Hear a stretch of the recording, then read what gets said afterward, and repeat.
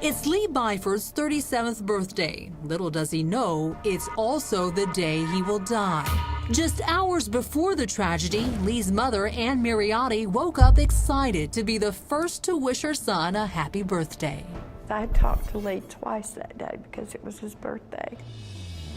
Lee tells his mom he plans to have dinner with his girlfriend, Tiffany. I'm gonna kind of like decorate my living room and dining room and fix him something to eat so when he gets off, you know, he can kind of celebrate his birthday a little bit.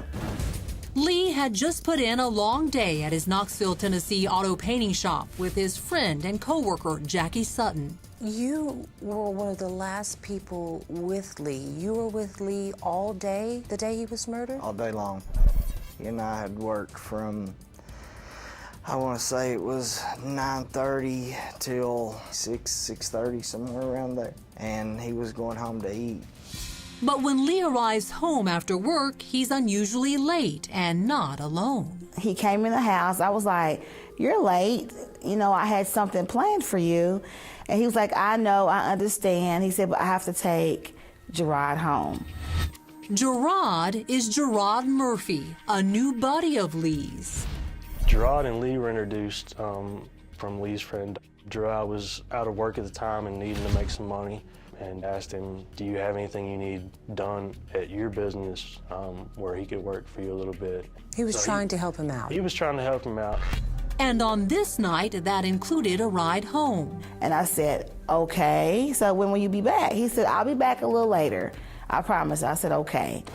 But it's a promise Lee won't keep. Within seconds of stepping outside of his house, I heard like something ricocheting off of his truck. So I was like, what the heck was that? Panicked, Tiffany flings open the curtains. Oh my God, what is going on? I seen a guy, like about 5'5" or something, with a blue hoodie on, like it was all covered up his face, like he had a black mask on or something, black gloves. He had a gun pointing directly at his SUV. Screaming at the top of her lungs, Tiffany runs out on the front porch. The masked gunman doesn't flinch and runs to the driver's side window of Lee's SUV. Now he is mere inches from Lee, who has managed to lock the door. But he was beating on the side of his window, and I was on the porch screaming, "Please leave him alone, go away." But the masked gunman won't back off. At that point, the gunman is trying to open the door. Knoxville police investigator Brandon Wardlaw says at that moment, Lee was in big trouble. Byford puts the truck in reverse, tries to back down the hill, I would say to get away. As Lee Byford races away in reverse, Gerard Murphy sits in the passenger seat. The next thing you know, there's a gunshot. At that point, he says, Byford looks at him and says, I think I'm hit. Tragically, Lee has been gravely wounded in the left side of his chest. Investigators say at that point, Murphy stepped on the accelerator. After Byford shot, the truck rolls down the driveway from where he initially had stopped when he got home. It actually gets stuck right here where the driveway and the street meet. There's a little ditch here.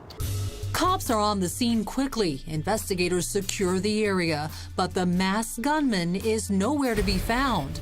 Lee Byford is still behind the wheel of his SUV, and he's not moving. Byford was pronounced dead on the scene. And the passenger in the car, Gerard Murphy? Murphy didn't have a scratch on him. No, ma'am. Police interview Gerard. He tells investigators he was sitting in the passenger seat, waiting for Lee to come out of his house. Next thing he knows, the gunman comes from around the fence. Byford tries to get back to the vehicle, and he's able to get in the driver's side and close the door. And that's when Gerard says the masked man fired his gun point blank at Lee. Why do you think Lee Byford was shot and not Murphy? That's something that still, puzzles me to today. This whole thing's it's mind-boggling. Investigators process the crime scene. It appears to be a straightforward robbery, minus one thing, the robbery. Nothing was taken. I think that once Byford got in the truck, he messed the whole thing up. If they could have got to him before he got in the vehicle and got whatever they thought he had on him, I think they would have just took it and ran. Investigators scour the crime scene, looking for anything that will point them in the direction of a potential suspect. We were able to locate, it was a piece of chewing gum, I think an earring, that we confiscated. We actually went back the next day with a metal detector to make sure we didn't miss any shell casings. The one thing cops do have is a partial description of the gunman. A blue hoodie or sweatshirt and a black ski mask. Then, just days after the shooting, Knoxville police get what seems to be a huge break in the case when they receive a call from Lee's girlfriend. I'm at the house, I look down, and I see a black mask on the ground. Wait a minute now. You tell me you found something as small as an earring in the driveway that night, and then the next day you also searched and you found chewing gum and other things, but then 2 days later you get a call that there's a ski mask that just shows up in the driveway? Yes, ma'am. Is that odd to you? There's no way I missed that ski mask. Coming up, did Lee know his killer? And this thing's been kept hush-hush. Someone in his circle. Cops are beginning to wonder if this was a robbery gone wrong or a well-thought-out execution. I believe somebody came there with intentions.